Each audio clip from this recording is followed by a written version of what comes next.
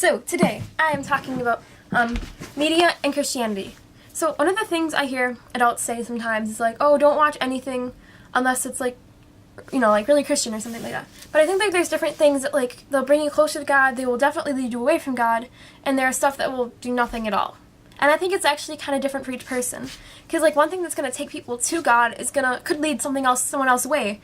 Like, it could be really, really simple stuff. You're like, this should obviously take you closer to God. It's like, nope, this is not my thing. Nope. And like, it could be really simple. It could be very big. And it could be major. It could be minor. Like, different things. And like, it could be completely ineffective. You could see it and throw it away for the rest of your life. One of the examples I want to say of stuff that, like, you don't think it's going to do anything to your faith, but it kind of does, is a series that I read it's a manga, called Fullmetal Alchemist. In the series, you have two brothers, and they're both alchemists, and in the whole series they're trying to regain back the entirety of their body, because they did an experiment once where they tried to bring back their dead mother, and it went horribly wrong. That's it for the rest of the series. No, I'm kidding. Yeah. Anyways, in the series, the things I love about it is it has a really, really amazing, like, message of like, lives of people. Not like testimonies, but like, respecting life in general. And like, I'm pro-life. I don't know, something I kind of knew is like, oh yeah, help babies, but then it's like, oh, you're an adult and you murdered someone, like death sentence. I was just like, well, they have to die, don't they? It's revenge, they need to die. And it's like, Fullmetal Alchemist kind of changed it for me, because I like because what happens in Fullmetal Alchemist is you have a lot of adult characters that you really love in the army, military. And so you see them through, because alchemists are part of the military in this. So you see them throughout the series, and then you see what they've done in wars and stuff. And it's just like, what? No, this will get better. But no, it doesn't get better, because you've seen them now. You know who lives. It doesn't change anything. You just see them in that moment.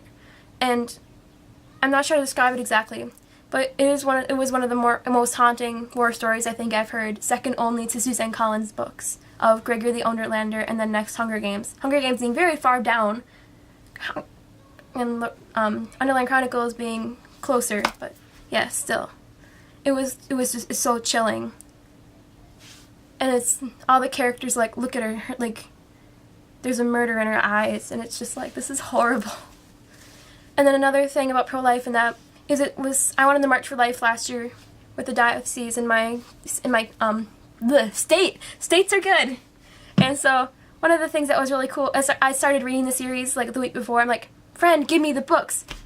And so the last book I got before I went to march was the book where, I don't know what number it was exactly, she gave me like the 3 packets, but was the one where there's a scene in it where Edward, the main character, is just so amazed by the fact that one of the characters, like how, like, he's thinking over like how fascinating it is that like childbirth, and like, oh, this woman's giving birth and I can't do this, like he couldn't bring back his mother, and he's just like, but they can make life, like it's easy, and it's just so cool, and he's so happy over it. And it just amazes him so much, and I loved like thinking about that on the March for Life, because I'm like, yeah, this is so cool. And it was really great, and I would highly advise it if just for that scene. Just look up the scene of Edward baby online, yeah. But yeah, it was just so cool. And like, you'll have other simple stuff, like, I know there's been conventions where I'm just like, wow, this is not helping me, this is rather injuring my face because I feel like I'm so alone with this. Or it's like simple stuff like that, and it'll lead you away from God. And it's like, this is not me saying go read out from an alchemist exactly, but it's like different things, things for different people. Something else I find really interesting to think of with stories is like how different ways it's used. Like, the world is a giant web, honestly. And like, different things are affected by different things in different ways by different people. And different people react to them differently. I'm going on. This web thing is stupid. I'm going to stop here. And so like, but you can have people who could be like, oh, I'm just reading this for fun and get nothing out of it. You could have the people who are like, this leads me so much to God. You could have people who are like, this leads me away from God again, like I said before. But it's like, it's fascinating to think there could be people who are like, there's no hope left in the world. I'm just reading this before I die, whatever. I'm reading a book, waiting hours till parents leave the house. And then they could like finish reading it and be like, oh my goodness, there's a little bit of hope in the world, a little bit. And they could just hold on to that and survive another day. And yeah.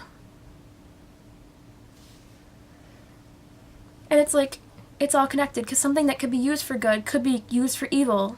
And it's really frightening, because this is an incredibly great fact in our world that we never I never overthink. Like, I honestly don't think, is this going to lead me closer or farther away from God? I think, is this going to be fun to read? It might as well.